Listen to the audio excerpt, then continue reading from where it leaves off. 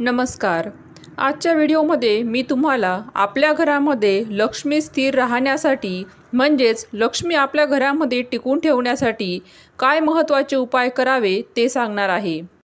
माता लक्ष्मी म्हणजे नुसताच पैसा नाही, तर लक्ष्मी म्हटलं की आपल्या डोळ्यांसमोर बऱ्याच वेळा पैशांचं चित्र उभं राहत असतं.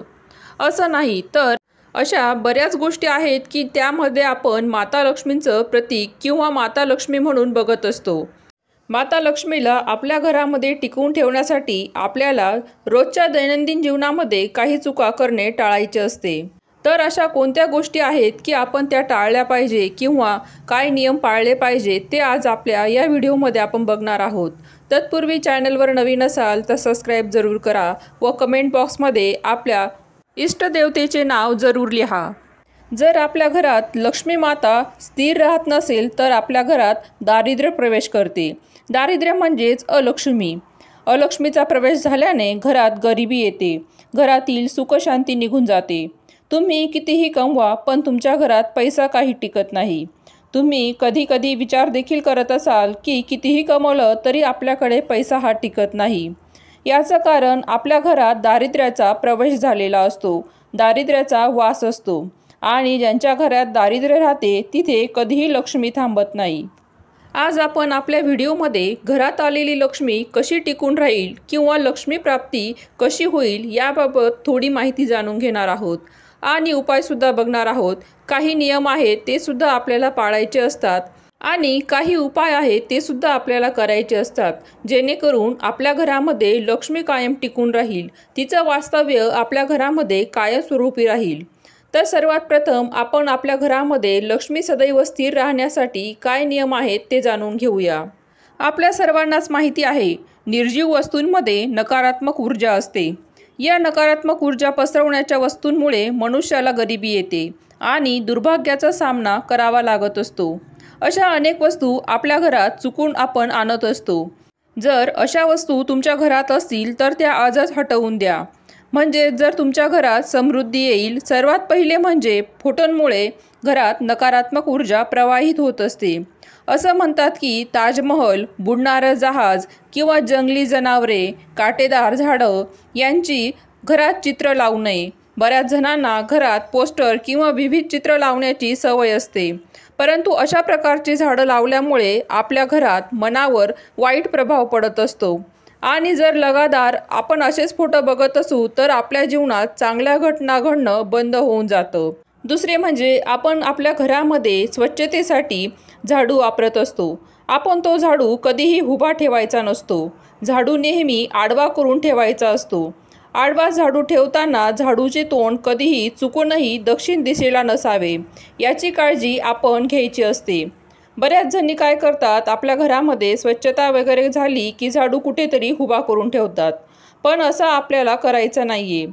झाडू आपल्याला आडवा करून ठेवायचा असतो आणि झाडू हा शक्यतो कुणाच्या नजरेला पडणार नाही अशा ठिकाणी आपल्याला ठेवायचा असतो, कारण झाडूकडे सुद्धा आपण माता लक्ष्मींचं प्रतीक म्हणून बघत असतो. बऱ्याच स्त्रियांना घरात वारंवार झाडू मारण्याची सवय असते, म्हणजे घरात थोडाही कचरा दिसला की लगेच झाडू मारतात. परंतु वारंवार झाडू मारण्यापेक्षा दिवसातून एकदा किंवा दोनदाच झाडू मारावा, कारण आपलं जे धन आहे किंवा आपली जी घरामध्ये लक्ष्मी येते ती सगळी झाडल्यावारी निघून जाते अशी एक म्हण आहे. आपल्याला या झाडूचा वापर करायचा आहे, त्याचेसुद्धा काही नियम असतात, ते आपल्याला जाणून घ्यायचे असतात. पुढचा नियम म्हणजे आपल्या घरात कधीही तुटलेली तिजोरी असू नये. तुटलेली तिजोरीमुळे आपलं नशीब आपल्यावर रुष्ट होऊन जातं. आपल्या घरातील असेल किंवा दुकानातील असेल, ती तिजोरी कधीही तुटलेली असायला नको. या तुटलेल्या तिजोरीमुळे आर्थिक हानी होऊ शकते आणि जर काम नसेल तर तिजोरी नेहमी बंद करून ठेवा. पुढचा नियम म्हणजे अन्नपदार्थांना, आपल्या जेवणाला चव वाढवणारं असं म्हणजे मीठ. मीठ कधीही सांडायचं नसतं. चुकूनही ते सांडलंच तर मीठ कधीही कुणाच्या पायाखाली येऊ देऊ नका. लगेच तुम्ही ते स्वच्छ करून घ्यायचं आहे. म्हणजेच काय तर तुम्हाला तुमच्या हातांनी भरून घ्यायचं आहे आणि लगेचच पाण्यात टाकून द्यायचं आहे. पण जेव्हा तुम्ही कधी कुणाला जेवण वाढता आणि मीठ कमी असेल तर मीठ कधीही आपण हातात द्यायचे नाही, ते एखाद्या भांड्यात भरून मग ते द्यायचे असते. घरामध्ये आपण स्वयंपाकासाठी म्हणा किंवा इतर कारणांसाठी म्हणा जाड मीठ व बारीक मीठ हे दोन्ही प्रकारचे मीठ आपल्याकडे असतं, तेव्हा आपण ते एखाद्या काचेच्या बरणीत किंवा चिनी मातीच्या बरणीत ठेवायला हवं. स्टीलच्या डब्यात किंवा प्लास्टिकच्या बरणीमध्ये कधीही मीठ ठेवू नका. याचे वैज्ञानिक कारण देखील आहे.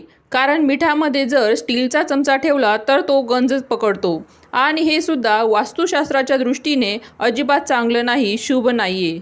मीठ हे आपल्याला समुद्रापासून मिळत असतं आणि लक्ष्मी माता ही सागरकन्या आहे. समुद्रकन्या आणि लक्ष्मी मातेचा या मिठाचा खूप जवळचा संबंध आहे. लक्ष्मीपूजनाच्या दिवशीसुद्धा आपण बरेच जण मिठाची पूजा करत असतो, म्हणून मीठ कधीही पायाखाली येऊ देऊ नका. पुढचा नियम म्हणजे जर आपल्या घरात कोळ्याचे जाळे असेल तर ते लगेच काढून टाका. त्यामुळे तुमचे सौभाग्य दुर्भाग्यात बदलू शकतं. कोळ्याच्या जाळ्यामुळे घरात, दुकानात अनेक प्रकारचे वास्तुदोष उत्पन्न होऊ शकतात. त्यामुळे घरात किंवा दुकानात असेल तर ते लगेच काढून टाका. ते अशुभ मानले जाते. त्यामुळे आपली प्रगती देखील थांबून जात असते. पुढचा नियम म्हणजे आपल्या घरात बऱ्याच वेळा तुटलेल्या किंवा फुटलेल्या वस्तू असतात. या फुटलेल्या वस्तू भाग्य चमकू देत नाही. जर आपल्या घरात काही तुटलेल्या किंवा काचेच्या फुटलेल्या वस्तू असतील, बरण्या असतील, आरसे असतील तर त्या लगेच फेकून द्या. त्यामुळे घरात वास्तुदोष उत्पन्न होत असतो. त्यामुळे घरात लक्ष्मी येत नाही. बऱ्याच वेळा आपण आपल्या घरात जुन्या वस्तू, तुटलेल्या वस्तू वापरत असतो, जसे की टेबल, खुर्ची, सोफा अशा वस्तू आपण वापरत असतो. जर तुमच्या घरात अशा तुटलेल्या वस्तू असतील तर लगेचच बाहेर काढा. या वस्तू अडगळीत सुद्धा ठेवू नका. अडगळीमुळे सुद्धा नकारात्मकता वाढत असते. आपल्या घरातील वस्तूंवर आपले विशेष असे प्रेम असते. त्यामुळे त्या आपण फेकत नाही. त्या पुन्हा पुन्हा रिपेअर करून आपण त्या वापरत असतो. पण यामुळे घरामध्ये अडगळसुद्धा वाढू लागते. पुढचे म्हणजेच बंद घड्याळ. यामुळे आपली प्रगती थांबत असते. तुम्हाला शक्य असेल तेवढ्या लवकरात लवकर बंद घड्याळ घरातून काढून टाका. ही वस्तू आपल्याला चांगला वेळ तशी वाईट वेळ दाखवत असते, म्हणून ही आपल्या नशिबाशी जोडली गेलेली आहे. बंद घड्याळामुळे आपली प्रगती खुंटत असते. बऱ्याच वेळा आपल्या घरामध्ये जुने फाटलेल्या कपड्यांची एक पोटली असते. या फाटलेल्या जुन्या कपड्यांमुळे आपल्या घरात नकारात्मक शक्तीचा प्रभाव पडत असतो. असे कपडे आपण दान केले पाहिजे किंवा त्याचा दुसरा काहीतरी उपयोग केला पाहिजे. आणि जेव्हा नवीन वर्ष सुरू होतं तेव्हा घरातलं जुनं कॅलेंडर जे आहे ते लगेचच आपल्याला काढून घ्यायचं आहे. जुन्या कॅलेंडरवर नवीन कॅलेंडर आपल्याला लावायचं नसतं. हा सुद्धा एक नियम आपल्याला पाळायचा आहे. माता लक्ष्मी आपल्या घरामध्ये कायम वास्तव्य करावी किंवा कायम स्थिर राहावी यासाठी आपण अनेक उपाय करत असतो. त्यातलाच अजून एक उपाय म्हणजे जेव्हा आपण फरशी पुसतो तर फरशी पुसण्याच्या पाण्यामध्ये आपण थोडी हळद, मीठ व गोमूत्र टाकायचं आहे. फरशी पुसण्यासाठी आपण अनेक प्रकारचे लिक्विड देखील वापरत असतो, ते टाकले तरीही चालते. त्यामुळे आपल्या घरातील नकारात्मकता असते, निगेटिव्हिटी असते, ती दूर होते. आपल्या घरात बऱ्याच वेळा कुणी ना कुणी येत असतं. प्रत्येक व्यक्तीचा स्वभाव हा चांगलाच असतो किंवा प्रत्येक व्यक्तीचे विचार हे चांगलेच असतात असं नाही. म्हणून आपल्या घरात नकारात्मकता वाढत असते. एखादा व्यक्ती आपल्या घरामध्ये येऊन गेला की आपल्या घरामध्ये बऱ्याच वेळा अशांतता तयार होते किंवा नकारात्मकता वाढत असते.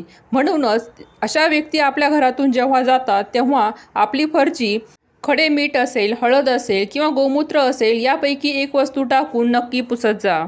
मार्गशीर्ष महिन्यामध्ये गुरुवारचे व्रत असो किंवा इतर वेळा माता लक्ष्मींची जी काही आपण व्रत करत असतो ती असो, नैवेद्य म्हणून आपण तांदळाची खीर नक्कीच दाखवली पाहिजे. माता लक्ष्मींना तांदळाची खीर अतिशय प्रिय आहे व ती नैवेद्य म्हणून दाखवल्याने माता लक्ष्मींची कृपा आपल्यावर सदैव राहत असते. तसेच संध्याकाळी म्हणजेच प्रदोष काळामध्ये घरातील कोणत्याही प्रकारचा कचरा बाहेर फेकायचा नसतो. तसेच माता लक्ष्मींना प्रसन्न करण्यासाठी आपण घरामध्ये कासव असेल किंवा शंख असेल किंवा श्रीयंत्र असेल अशा अनेक वस्तू ज्या लक्ष्मी मातांना प्रिय आहेत यांची देखील घरात स्थापना करू शकतो. लक्ष्मी मातेला प्रसन्न करण्यासाठी आपण लक्ष्मी मातेच्या अनेक मंत्रांचा जप देखील करू शकतो. लक्ष्मी मातेच्या मंत्रांचा जप करण्यासाठी आपण तुळशी माळ किंवा कमळकट्ट्याची माळ देखील वापरू शकतो. त्याचप्रमाणे स्फटिकाची माळ असते, ती एकदम काचेसारखे मणी असतात, ती माळ वापरली तरी देखील चालते. महालक्ष्मी मातेचे अनेक मंत्र आहेत, ते आपल्याला गुरुवारचे महालक्ष्मी व्रताचे जे पुस्तक आहे त्यामध्ये सुद्धा वाचायला मिळतील. आशा आहे व्हिडिओमध्ये दिलेली माहिती तुम्हाला आवडली असेल तर लाईक करा, शेअर करा, सबस्क्राईब करा. धन्यवाद.